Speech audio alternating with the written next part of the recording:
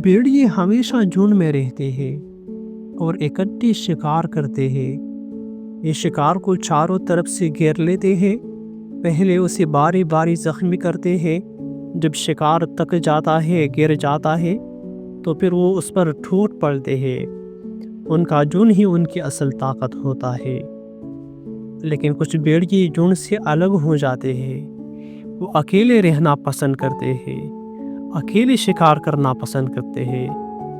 उनकी ताकत किसी के सहारे में नहीं, उनके अपने अंदर होती है।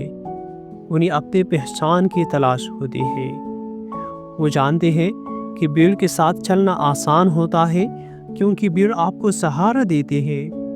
लेकिन वो ये भी जानते हैं कि भीड़ आपको सहारा तो देती है, लेकिन वो आपकी पहचान छीन लेती है। उसे अपनी पहचान की तलाश होती है, इसलिए ये झुंड से अलग हो जाता है। उसे लोन वोल्फ कहते हैं। वो ये भी जानते हैं कि अकेले रहना बहुत मुश्किल है। अपनी ज़िंदगी की जंग खुद ही लड़नी पड़ेगी, अपनी भूख खुद ही मिटानी पड़ेगी। उसकी जान को ख़तरा होगा, लेकिन फिर भी वो उन ख़तरात का सामना करता है और अकेले रहता है। और यही अकेलापन उसे मजबूत बनाता है, उसे दूसरों से बेहतर बनाता है। लोन वुल्फ इस इलाके का सबसे ताकतवर भेड़िया बन जाता है और फिर आहिस्ता आहिस्ता दूसरे भेड़िए उसके साथ जुड़ना शुरू हो जाते हैं और उस भीड़ का एक अपना झुंड होता है। मैं अकेला ही चला था जानिबे मंजिल, मगर लोग मिलते गए, कारवां बनता गया।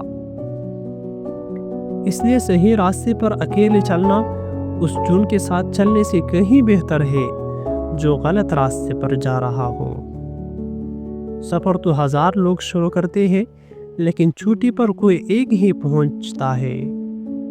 अकेले चलना कभी भी आसान नहीं होता, लेकिन अगर तुम चलते रहोगे, अपने रास्ते, अपने मकसद पर डटे रहोगे, अगर तुम पीछे नहीं हटोगे, हार नहीं मानोगे, तो कामयाबी की उन बुलंदियों पर जा पाओगे जो तुम्हें कभी भीड़ के साथ चलकर नहीं मिलेंगी।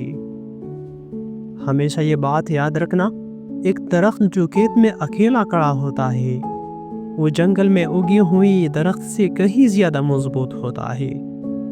क्योंकि अकेले दरख्त को खड़े रहने के लिए, कायम रहने के लिए, तूफानों और तेज़ हवाओं से बचने के लिए अपनी जड़ी गहरी और मजबूत करनी पड़ती है। जब तुम अकेले रहना, किसी के सहारे के बगैर चलना सीख लेते हो, तो फिर तुम कुछ भी कर सकते हो। अकेले उठाया हुआ हर कदम तुम्हारे इरादों को मजबूत बनाता है, तुम्हारे हौसलों को बुलंद करता है, अपनी ज़ात पर तुम्हारी यकीन, तुम्हारे एतमाद को बढ़ाता है। इसलिए आगे बढ़ते रहो, अपने कदम मजबूती से जमाए रखो और आगे बढ़ते रहो।